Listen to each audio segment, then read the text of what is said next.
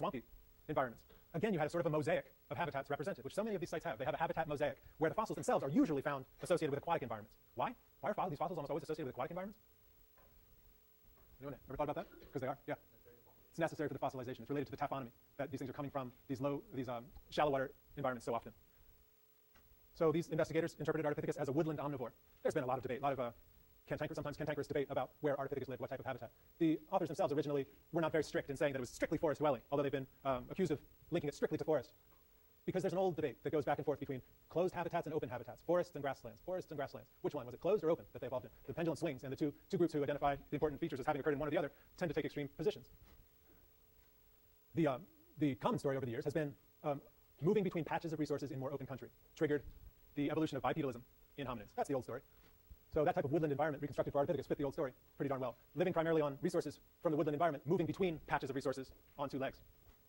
Overlooked in that entire, really in the entire history of the field in the reconstruction of ancient hominins, in my opinion, is the ecotone between the two major biomes in Africa, the terrestrial biomes and the aquatic biomes. We know these things died at the ecotone of land and water. Could they also have foraged, sought their food, and to some degree lived at that boundary on these, on the sides of the lakes, on the riverbanks, around these wetlands? Those are extremely productive habitats. You know from many of our previous diagrams that where the water meets the land, whether it's on the continental coasts or in these types of environments, they're extremely productive. There's a ton of food of sometimes very nutritious kinds, particularly in the invertebrates that live there. And lost in that whole debate over open or closed, forest or grassland, no one's taken a long look at the land-water ecotone. And Africa is actually a relatively well-watered continent. It's riven by these ancient waterways. And in times where water is more abundant, these things fill up.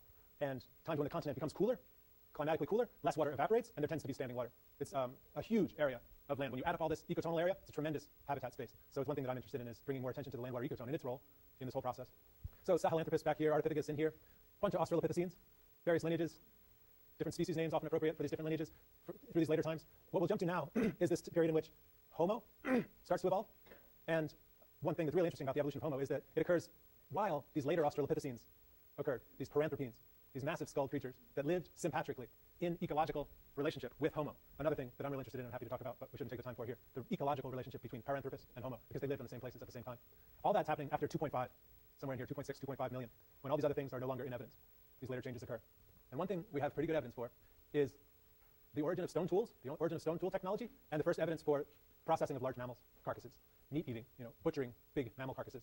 The evidence again comes from Berkeley teams in Ethiopia, where you have bones of animals like this that have been cracked open. They've been hammered. You can see under a good microscope the hammer marks and the cut marks from the slicing of the flesh. So the smashing of the bones and the slicing of the flesh, and there are techniques for rendering these and analyzing them to determine if they were truly made by a stone cutting implement or if they're just natural cuts and fractures that might have occurred naturally. And the evidence tends to fall on the fact that this was produced by hominins as early as 2.5, so a really ancient practice of processing large mammals. Now, in that evidence is not whether the animal was killed by a hominin or scavenged, killed by a lion and scavenged by a hominin. So that debate would remain open if indeed these guys were eating large mammals. Did they kill them? Did they hunt them? Or did they scavenge them? The evidence doesn't always speak to that. Recently, attention's been given to one of the characteristic ways in which humans hunt today. One of the things we're particularly good at is long-distance endurance running on our skinny two legs. And here's a video you can click, a BBC video to click and watch. It's like a 7-minute thing. It's pretty spectacular, showing how this guy and a couple of his buddies chase down an antelope basically for half of the day. They have to chase until they tire it, wear it out, and are able to overtake it. So a role for endurance hunting, a particular type of hunting, where a big cat might sit in wait and ambush a predator. This is a different style of hunting, and it involves our whole physiological budget, maintaining temperatures, the need for water. We are sweaty creatures, and we lose a lot of salt and water in sweating. Yeah, well, this guy's got a nice plastic container, and he's got his Reeboks on or something like that. So that's a little different from 2.5 million. But the idea is that this type of strategy would have arisen much later in hominin evolution, related to meat eating, and been a really important dynamic. The research is recent on this. You can click a button here to hear an audio interview with one of the investigators in this field. So I'm really moving quickly forward to bring us up to today, because now we've arrived at our own species, right? Lots of other Homo species have been described from the record. Well, ours is sapiens, right? We're the wise ones, supposedly. And what's pretty clear is that that whole record was Africa, as Darwin predicted of the hominins. Darwin predicted that we'd find evidence for our ancestry in Africa. Basically, he connected the dots because the chimps and gorillas were there. He knew that. He knew how similar the chimps and gorillas were to us, and predicted that the fossils that would connect us to them would be found in Africa. Others predicted Asia for different reasons. Darwin seems to have been generally right about it. The earliest fossils are from there, and even the fossils for Homo sapiens seem to be there and not, say, Asia. So the early hominins evolved in Africa.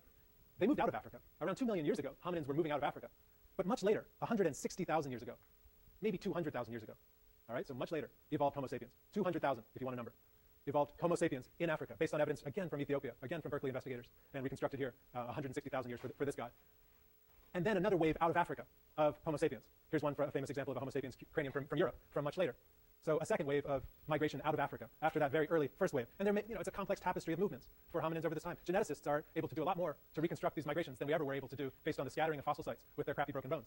That they are often leave us wanting more detailed evidence, while the genetics can help to reconstruct these migration routes in sophisticated ways. Just very broadly, I mean, here we have Africa. You can see how you can connect up, leaving Africa, maybe through the Arabian Peninsula, and get into Asia and circle around and ultimately get into Australia, which people did really early. They got into this area. 1.8 million years ago, hominins were in this area. And I'm using the term people kind of broadly, right? But Homo sapiens also got into this area in Australia by 50,000, 60,000 years ago. Homo sapiens was in Australia. And then you can connect up to the Americas via land bridges across the Bering Strait through Alaska down into the Americas. Now that happened much later. Only the earliest evidence in the Americas for people is recent.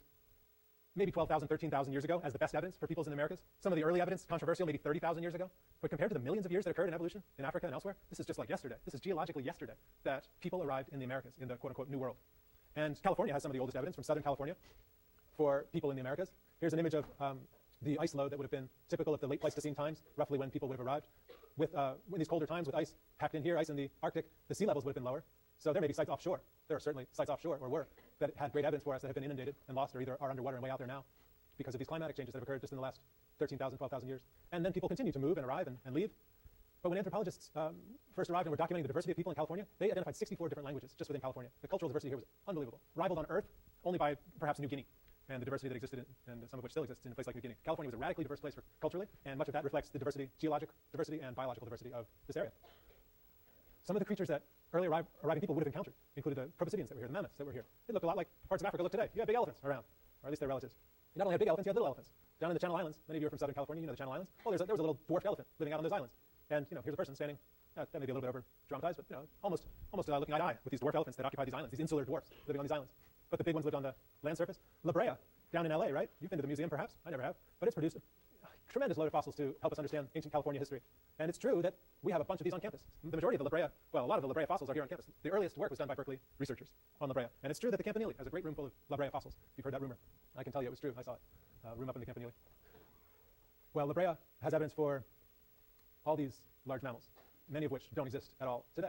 So the creatures that people encountered when they got to the Americas are not all alive today. Specifically, lots of the big ones. This was camel country. California was camel country when people arrived. Not just camelops and guys like this, but smaller camels. Llamas are camelids. They're camels. Well, this was a camel place. North America was a camel place. It was a horse place. Things like this. The bison were here. The deer, of course, were here. The pronghorns were here. And then they're carnivores. The carnivores of these herbivores were here. These giant bears, giant short-faced bears, bigger than our local lion. Here's a local lion, right? A lion from California. A cheetah from California. There wasn't even the closest relative to the African cheetah. This is more closely related to a mountain lion. The fast, big mountain lion, basically, evolutionarily speaking. Smilodon, our state fossil, right? This big cat. There's a little wolf. It's not a little wolf. That's a big wolf compared to wolves today. It's really stocky. It's the dire wolf, right? Don't murder me, dire wolf. These are big, scary beasts, and people would have encountered these things. And these things were primarily eating these. But then people arrived, and when people arrived, imagine the surprise on the part of all these other creatures, many of which had never encountered a primate before, let alone a bipedal primate, with a really sophisticated toolkit and the control of fire. So this fire-bearing, tool-wielding, skinny-legged, smart, brainy primate thing that apparently had big effects on the landscape, because coincident with the arrival of people in many land areas around the world is the loss of big vertebrates like these. Now, an old debate is the role of humans in the loss of the big vertebrates in different areas around the world. We shouldn't forget the ground sloths. People are obsessed with sloths for some reason. Well, in the past, there were a bunch of terrestrial sloths, and people interacted with these things. The early arriving peoples interacted with the ground sloths. This was ground sloth country as well. From California to Maine to Tierra del Fuego, you had ground sloths. Some like a small bear, some like bigger than a big bison, and slow moving. I mean, to defend yourself, a sloth just backs up against a tree and will swing its claws. And that's all it's got. You don't want to get into the way of one of these big, heavy hands, because it will kill you. But if you are tool wielding or if you have fire, you can imagine the dynamic. But too much emphasis in the debate about the role of humans in the loss of these creatures has been given to direct hunting, how we would have just outright directly hunted them. You've got to think like ecologists. You've got to think about the broad habitat changes that humans could have wrought arriving in a new area as pioneers in a new area, particularly the role of fire, also the bringing in of pathogens and parasites that are new to the area, competition for resources, exploitative competition, interference competition, direct hunting, predation, surely played a role. So you have to think about the complex of factors that humans carry into a system like this in analyzing the changes that occurred. The changes that occurred that we're focused on are the loss of the really big vertebrates from these systems. Look at North America, look at Australia or South America. Look at the distribution of size of the vertebrates in these places. And in the shaded bars are the ones that went extinct. So what you see are the shaded ones are concentrated at the upper end of the size scale, showing that the ones that went extinct tended to be the bigger ones. None of the smaller ones went extinct. It was the bigger ones. Many of the types that we just looked at went extinct in these different areas. They went extinct in these different areas at different times. 12 to 15,000 is when they primarily went out here. Much earlier, they started to go out in Australia. This difference in time in these different areas is evidence for some people for the human involvement, because human arrival also correlates with these times. They don't correlate in any clear, obvious way with climatic changes. So a tighter correlation with human arrival than with any particular climatic changes gives you that correlation between human arrival and megafaunal loss. It's just a correlation, though, and to infer causation from your correlation is the scientific step you have to take in your analysis. Climate over these hundreds of thousands of years has cycled with ice ages and warming periods, and ice ages and warming periods. And these big animals survived through these vicissitudes in climate until this most recent one. The big factor that differs in this most recent episode of climate change is the presence of humans. So if you're going to think about the ice ages in relation to the loss of the big vertebrates, you have to recognize that those big vertebrates passed through many ice ages, stretching back 1 million years, and didn't show any major losses. They moved in space, but they didn't show those major losses until this final episode when humans were also in the house. It's a great debate. It's an old debate. It goes back to the late 1800s by this character. He's one of the ones who first brought attention to the possible role of humans in the extinction of the megafauna. You can read a quick one-page summary of it here. Because right after he suggested humans might have had a role, someone else came back and suggested it must have been climate. And ever since then, the pendulum's gone back and forth between humans and climate, humans and climate. Okay, have a great weekend.